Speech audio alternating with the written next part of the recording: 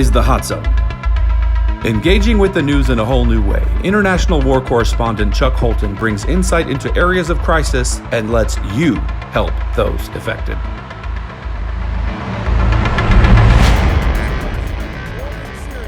Brought to you by Bling Energy Drink.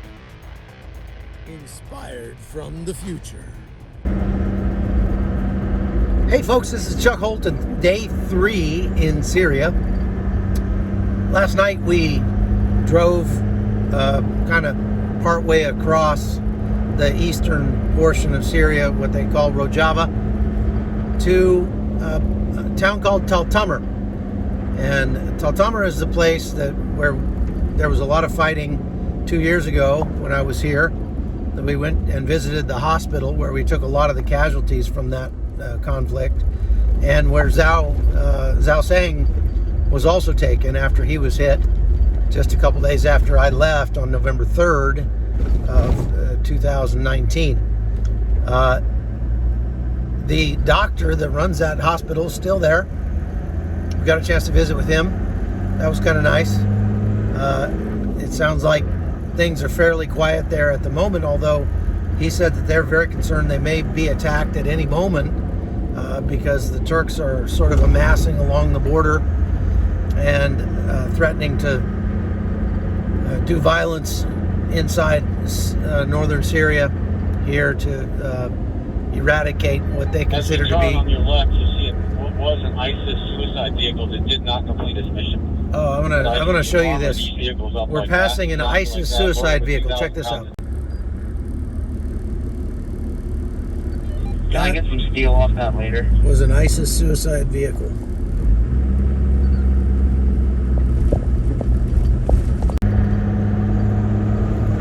So while ISIS is not the threat in this area that it once was, this area was once controlled by ISIS. It is still a threat to some extent because they are trying to reconstitute, I'm told, down near Deir ez-Zor, which is where we also did a Free Burma Rangers mission in 2019 at the end of the ISIS caliphate down there. But they're sort of trying to get themselves back together. They still have 40,000 ISIS captives at the Al-Hol camp, which is further south. Where is that campus? Al-Hol. Yeah. South of Hasakeh. South of Hasakeh, right. So something like 45,000 ISIS family members and ISIS there. That's an American base up there. There are still something like 600 American troops in Syria. A few of them are up there. I've been to that base before. They don't like it that we're here. There were upwards of 65,000, but they've been slowly escaping, getting away.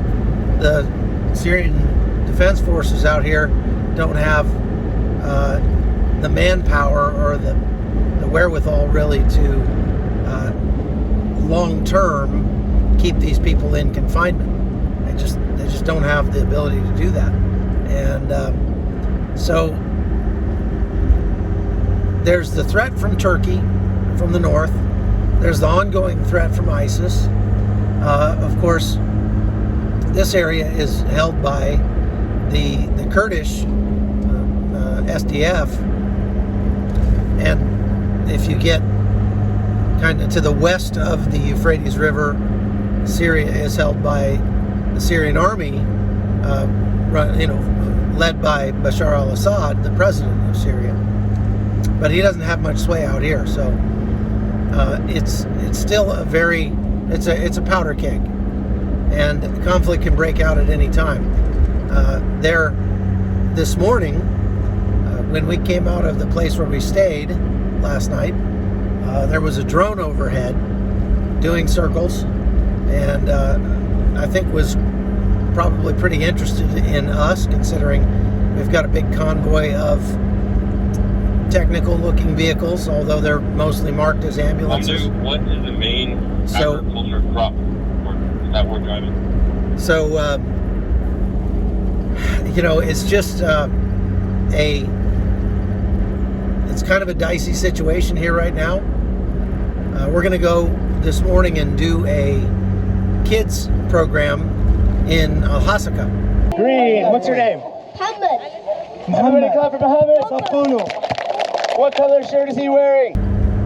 And so that'll be good. That is something we try to do everywhere we go, because believe it or not, even in the worst war zones, there are always children. There are always families who can't get out. And so we try to do something to sort of mitigate the stress that they have to face and show them the love of Jesus. We were able to meet with a militia commander last night from a Christian militia in the area. Turns out he's Armenian. It's a hope for us that we are trying to rebuild again. We are trying to have support again. We have other families here. We know that our people now, most of them left, but now we have other families here that they are from our people, and we see each other like one family. Which I thought was pretty cool. And he spoke English, he speaks Armenian, he obviously speaks, what do they call that? The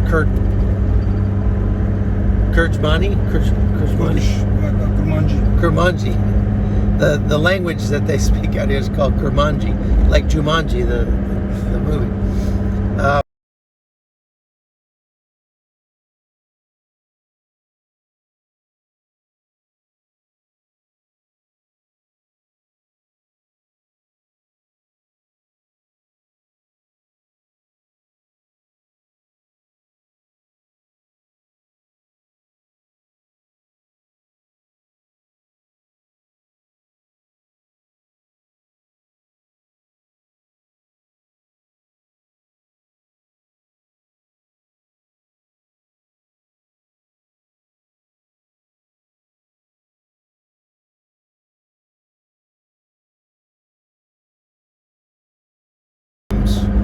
And they had some mattresses, so I actually slept really well last night. I got a really good night's sleep, very comfortable and quiet, and that's good.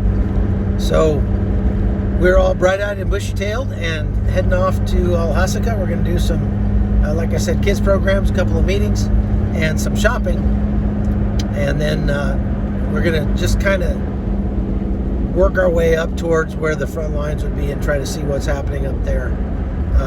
Obviously, we're praying that there isn't any conflict. We're not here because we're conflict junkies. We don't want to see warfare, because warfare is tremendously costly for the people of this area. Our own people have been killed out here helping with the conflict. So we don't want war. We don't want to have to fight. We don't want to have to put our lives at risk, but we're willing to do that just to show the love of Jesus out here, and to hopefully help mend some of the wounds out here, especially among the children. So stay tuned. I'll show you some more of that as the day goes on. We'll see you. So my job is to guard this gate, because there's a bunch of young punks that want to get in here, a bunch of kids. See, once the distribution starts, then everybody in town shows up. Okay. And so my job is to keep this gate closed until the distribution's over. And this is getting harder and harder to do, as you can tell.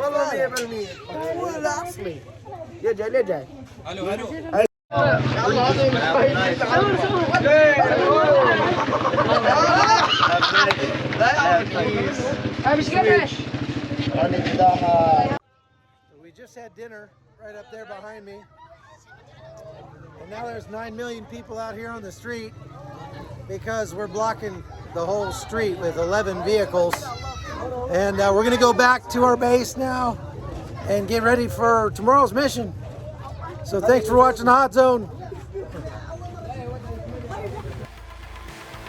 The Hot Zone is produced by Amy Holton and Livefire Media. Copyright 2021.